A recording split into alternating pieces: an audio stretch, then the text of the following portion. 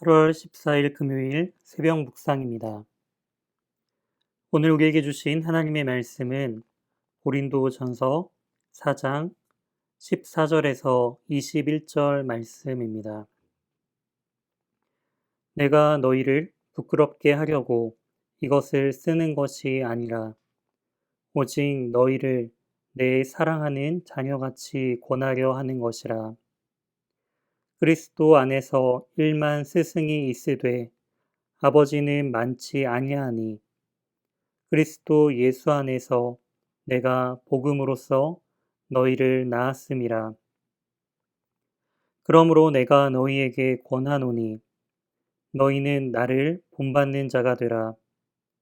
이로 말미암아 내가 주 안에서 내 사랑하고 신실한 아들 디모데를 너희에게 보내었으니 그가 너희로 하여금 그리스도 예수 안에서 나의 행사 곧 내가 각 교회에서 가르치는 것을 생각나게 하리라.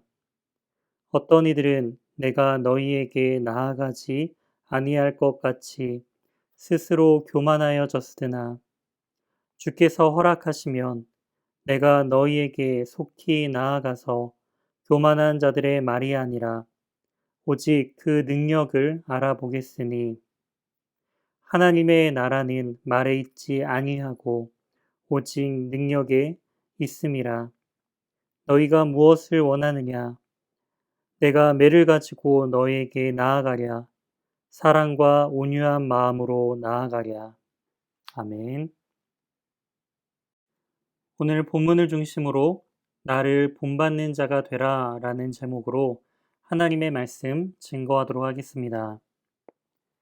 사도 바울은 분쟁 상황에 있는 고린도 교회를 향해 권면하면서 그들을 다그치고 부끄럽게 하려고 이 서신을 쓰는 것이 아니라고 말하고 있습니다.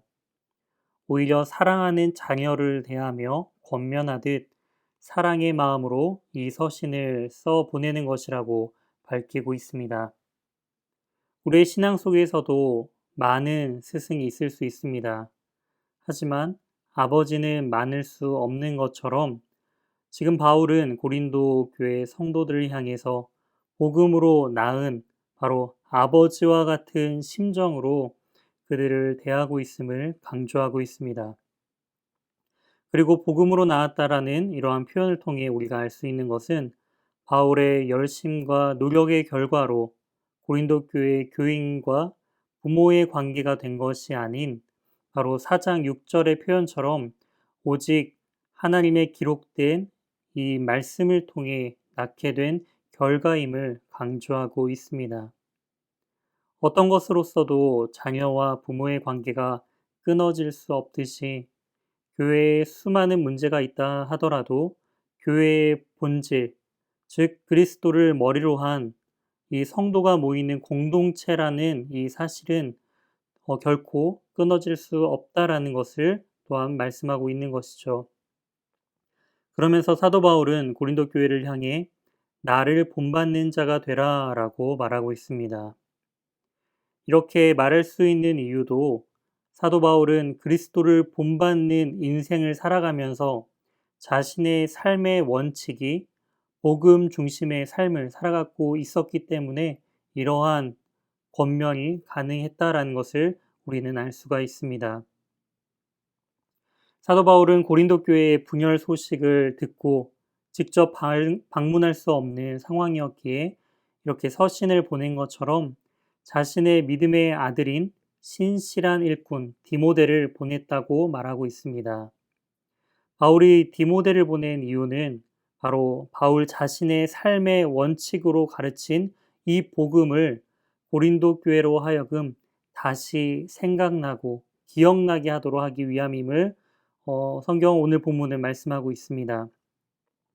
즉 바울은 다시 복음으로 고린도 교회의 분열과 또한 이러한 문제가 온전히 해결되기를 아버지의 마음으로 간절히 바라고 원했음을 우리는 알 수 있습니다.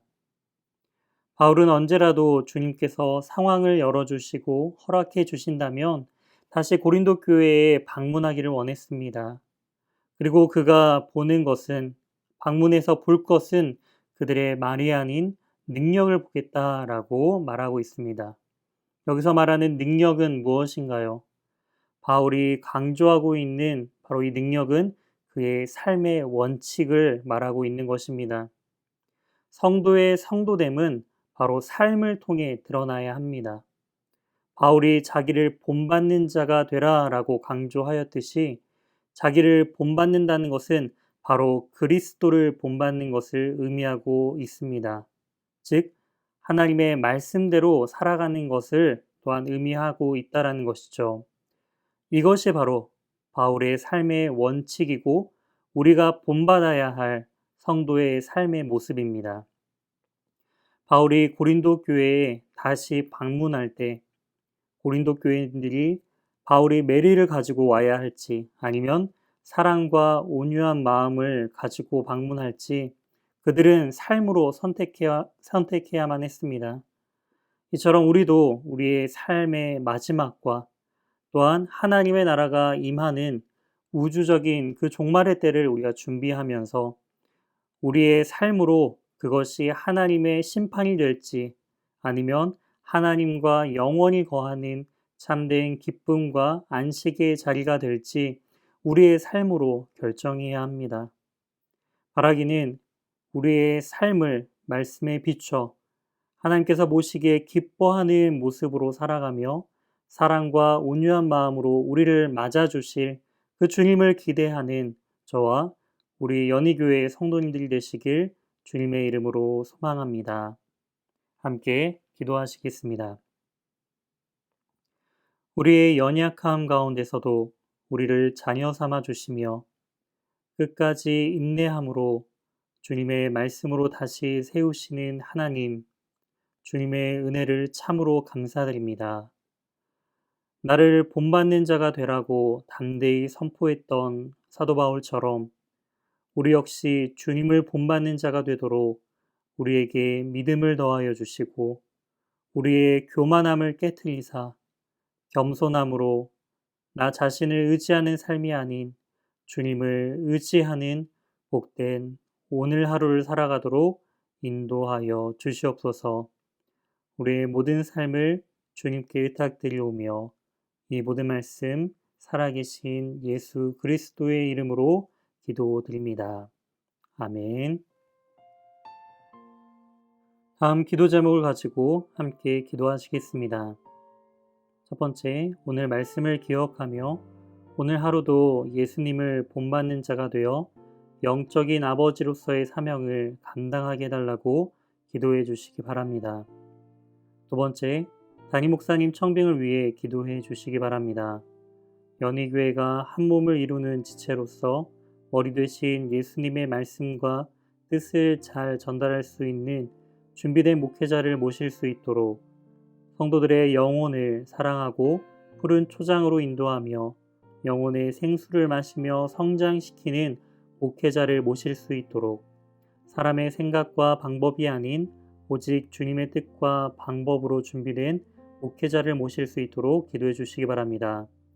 세 번째, 코로나19의 조속적인 종식과 교회와 모든 성도들의 안전을 위해 기도해 주시기 바랍니다. 네 번째, 박모세 유덕희 선교사님의 사역과 가정 그리고 건강을 위해 기도해 주시기 바랍니다. 다섯 번째, 입원 요양 치료 중인 환우의 회복을 위해 기도할 때에 오늘은 전지호 성도님을 위해 기도해 주시기 바랍니다. 신장 이식 후 지금 회복 중에 있으신데 수치가 정상화될 수 있도록 함께 기도해 주시기 바랍니다.